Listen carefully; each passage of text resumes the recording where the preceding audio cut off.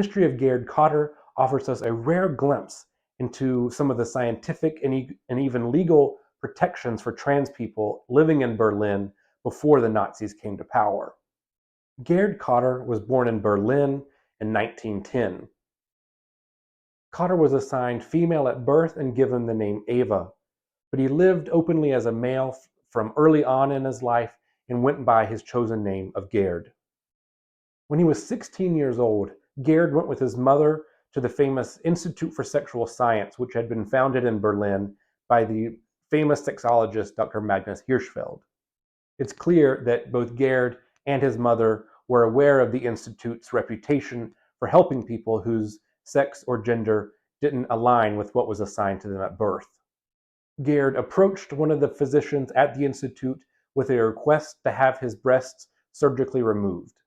At a cost of 500 Reichsmark, the operation was simply too expensive for Gerd and his family, so he had to wait another 2 or 3 years before undergoing a full mastectomy.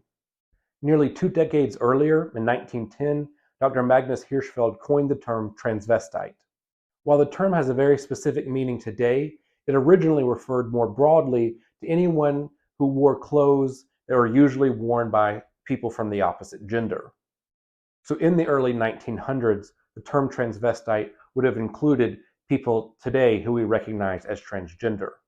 In the early 1900s, Magnus Hirschfeld and his staff at the Institute for Sexual Science began working with the Berlin Police Department to educate cops about the specific needs and challenges of transgender people.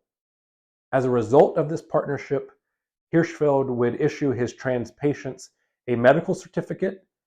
They would then take the certificate to the Berlin Police Department, who would issue them what became known as a transvestite certificate.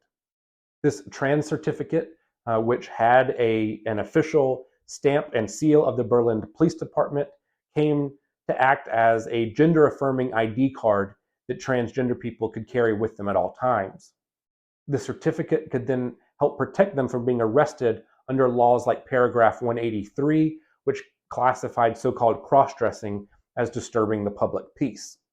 In November of 1928, Magnus Hirschfeld issued one of these medical certificates to Gerd Cotter. A couple of weeks later, the Berlin Police Department issued Gerd an official transvestite certificate. A year later, Gerd sought to officially change his name at the Neukölln District Court. Gerd had to get yet another medical certificate from Hirschfeld and the Institute. Gerd's official name change was approved in 1929. With the protection of his trans certificate and official name change, Gerd Cotter went on to live a long, full life as his true self. He earned a living as a carpenter in Berlin. Archival evidence doesn't tell us what happened to Gerd during the years of Nazi rule. But we do know that he survived and then lived in East Germany after the war. He was well known in his local community for his talent as an actor, singer, and MC.